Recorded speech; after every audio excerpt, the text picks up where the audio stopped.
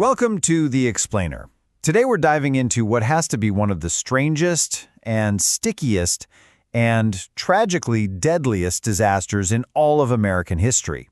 So, how on earth does a common sweetener kill 21 people? Well, let's get right into it. On January 15th, 1919, Boston became the setting for a catastrophe that honestly sounds like something straight out of a bizarre novel. The crazy part, it was all too real. Okay, so picture this, a massive tidal wave. But it's not water. Nope, it's a wall of thick, goopy, industrial molasses. We're talking 2.3 million gallons of it.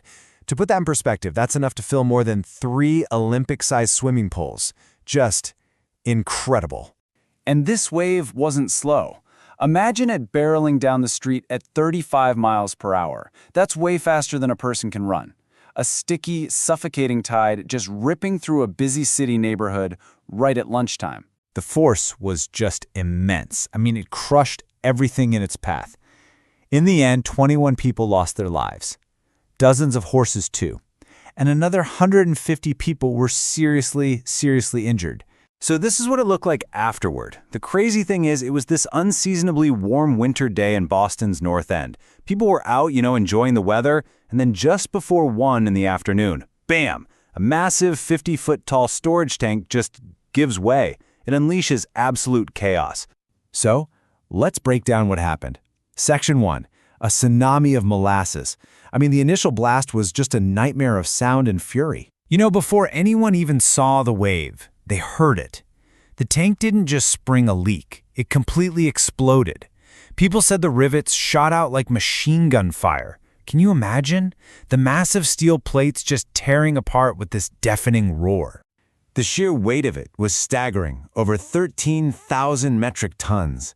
It hit with the force of a battering ram. It literally shoved a firehouse off its foundation and twisted the steel girders of the elevated train tracks like they were paper clips. Just unbelievable power. So, Section 2. Sabotage or just shoddy work? You can bet that after a disaster like this, everyone was looking for answers and someone to blame.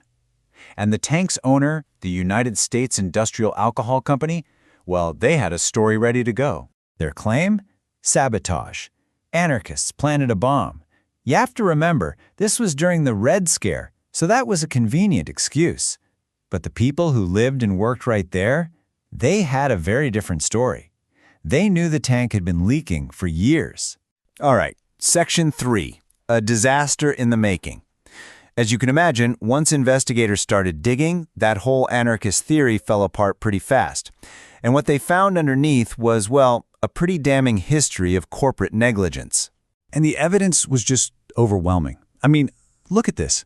The tank was rushed into service in 1915 to cash in on WWI munitions demand. They skipped standard safety tests. It leaked from day one. In fact, neighborhood kids would literally collect the leaking molasses in pails. And the company's brilliant solution? They painted the tank brown to hide the leaks. An employee even brought broken pieces of steel to his boss as a warning and was totally ignored. So, yeah, this was no freak accident. This was a catastrophe just waiting to happen. Okay, so Section 4, the killer science. Because as it turns out, corporate negligence was only part of the story. There was also this perfect storm of physics and chemistry that turned a leaky tank into a literal killer. A huge piece of the puzzle here is a concept that engineers back then didn't really get. It's called brittle fracture. Basically, think of how a pane of glass shatters instantly, right? It doesn't bend first. That's brittle fracture. And modern science has shown the steel they used for this tank was seriously flawed. It had very low levels of manganese. Now what that means is, in the warm weather, it's fine. But in the cold, it becomes dangerously brittle. So even though it felt like a warm winter day at 40 degrees Fahrenheit, for that specific steel, it was cold enough to make it as fragile as glass. And this is where you get the perfect storm. Check this out. First, a new shipment of warm molasses arrives from the Caribbean. This warm liquid gets pumped into the nearly full tank, putting all this new stress on the steel. But remember, the cold winter air has made that flawed steel super brittle.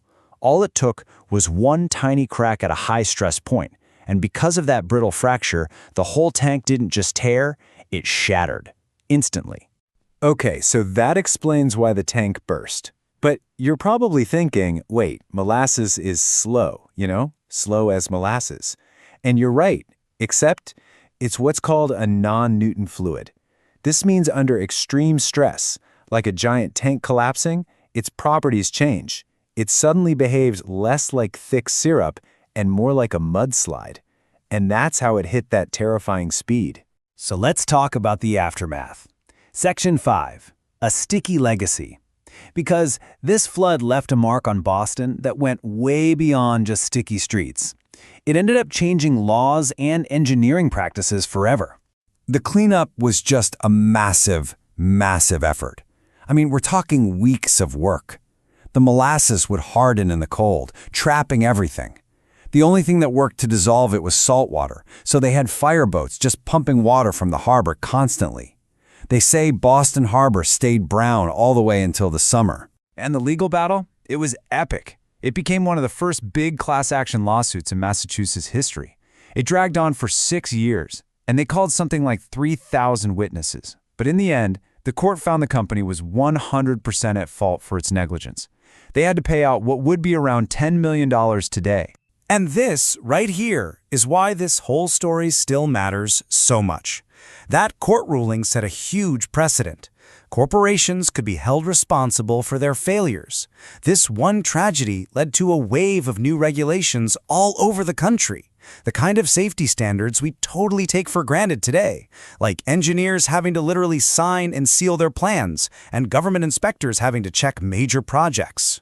So, a century later, what does this strange tragedy really teach us about the cost of cutting corners? The Great Boston Molasses Flood, it's so much more than just a weird historical story. It's this stark and, sticky reminder of what happens when profit gets put before safety, when warnings are ignored, the consequences can be absolutely devastating. And it shows that sometimes the fight for real corporate accountability has to begin in the wake of a terrible tragedy.